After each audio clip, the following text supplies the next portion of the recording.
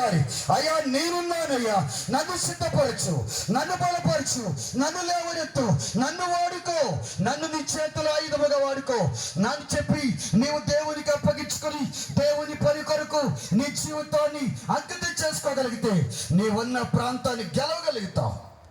అక్కడ పనిచేస్తున్నటువంటి సాతాను సమూహాలను హతమార్చి తరిమి కొట్టి పాతాళానికి వాటిని బంధించి దేవుని రాజ్యాన్ని కట్టడంలో సాధనముగా నిలబడగలుగుతాం. కాబట్టి ఆసక్తి చూడండి, అక్కడ 9వ వచనం చూస్తే, కాబట్టి మీరు చేయనిదంతయో చక్కగా జరిగినట్లు ఏ నిబంధన వాక్యములను అనుసరించి నడుచుకొనవలెనో. మీరు చేయనిదంతయో చక్కగా జరిగినట్లు, నువ్వు ఏం చేసినా, ఏది తలపెట్టినా, ఏ విషయంలోనైనా, ఎందైనా, ఎక్కడైనా, ఏ సమయమైనా, ఏ స్థలమైనా దేవుడు సఫలపరచునట్లు, చక్కగా జరిగించినట్లు, నువ్వు ఏది తలపెడతావో, ఎవరి గురించి ప్రార్థిస్తావో, ఏ విషయంలో దేవుని అర్థిస్తున్నావో, వాటన్నిటి విషయంలో చక్కగా నిలబడినట్లు నిబంధనలను గాయకొనుము. దేవుడు నీకు చేయమవ్వాలంటే దేవునిచ్చేటటువంటి నిబంధన అనుసరించి నడవాలి. నిన్ను బలవంతుని చేయాలంటే, పరిశుద్ధాత్మ పూర్ణునిగా చేయాలంటే, భక్తి కలిగిన వ్యక్తిగా చేయాలంటే, ఆయన చేతిలో ఆయుధముగా నేను మలచాలంటే ఆయన నిబంధన గాయకొనాలి. ఆయన ఆజ్ఞలను, ఆయన కట్టడలను, నియమ నిబంధనలను గాయకొని ఆయన వెంబడించినప్పుడు మనం అలాంటి గొప్ప కార్యాలు, ఇంటిని గెలుస్తావు, నీ వాడని గెలుస్తావు, నీవున్న ప్రాంతాన్ని గెలవగలుగుతావు. మీరు ఇంట్లో కూడా ఓడిపోతున్నారు. మీ బిడ్డలను రక్షణ మార్గంలోనికి నడిపించుకోలేకపోదు. అపవాది కోరలలో నుంచి తప్పించుకోలేని క్రైస్తవ జీవితాలు.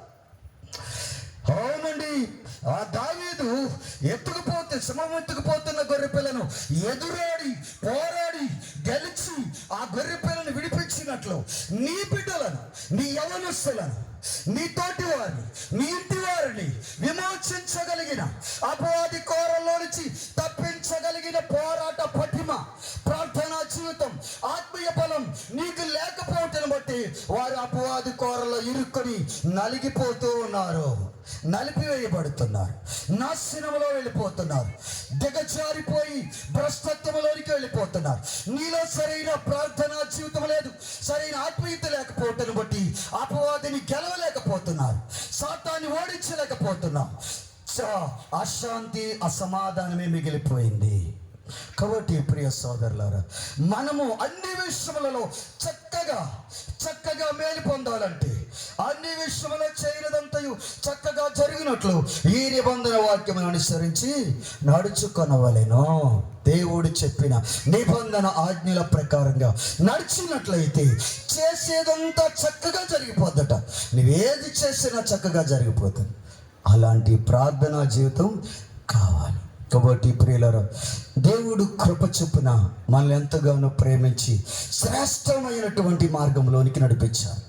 ప్రార్థనా జీవితము కావాలి, పట్టుదల కలిగిన ప్రార్థన.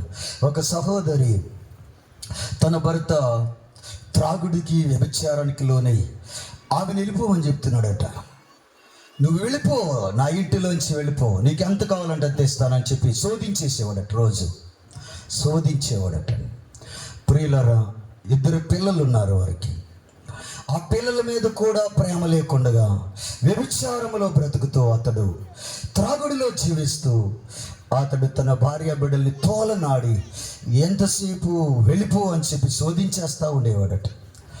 ఆమె ఇక అతని యొక్క శోధన భరించలేక పుట్టింటికి వెళ్ళిందట. పుట్టింటికి వెళితే ఆ తల్లి, లేదు నువ్వు ఇక్కడికి రావడానికి వీల్లేదు, నువ్వు అక్కడుండే సాధించుకోవాలి, అక్కడి నుంచి నువ్వు ఇక్కడున్నావు అంటే నేను పెంచగలను, కానీ అతనికి ఇంకా నువ్వు అవకాశం ఇచ్చిందని అవుతావు. కాబట్టి అలా కాదు, నువ్వు వెళ్ళిపో, వద్దు ఇక్కడ ఉండొద్దు అని చెప్పి బలవంతంగా గెంటేసిందంట తల్లి.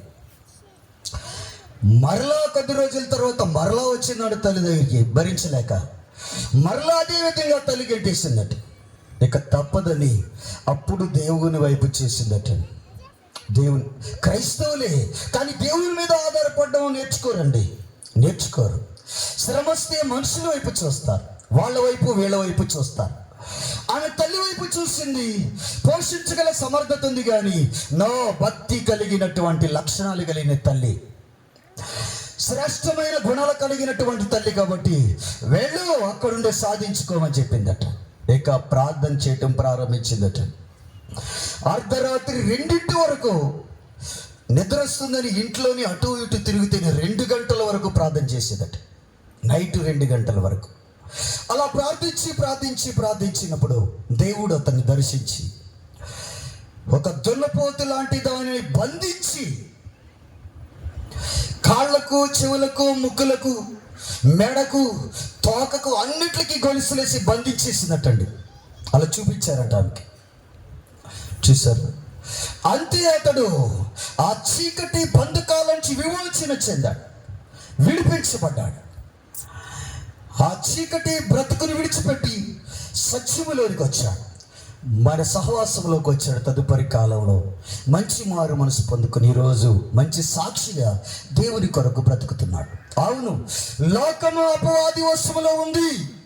మనకు శత్రువు దురాత్మల సమూహమే. ఏ మానవుడు మనకు విరోధి కాడు.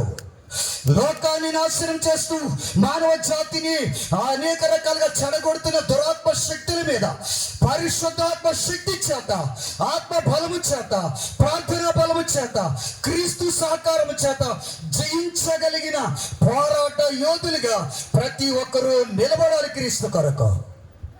ఆ దయ్యం ఎప్పుడైతే పోయిందో అతడు విడుదల పొందాడు. ఈరోజు ఆ కుటుంబం మంచి కుటుంబముగా, మంచి జెంటిల్మెన్ కుటుంబములా, మంచి ఉన్నతమైన కుటుంబముగా వారు వర్ధిల్లిపోయారండి.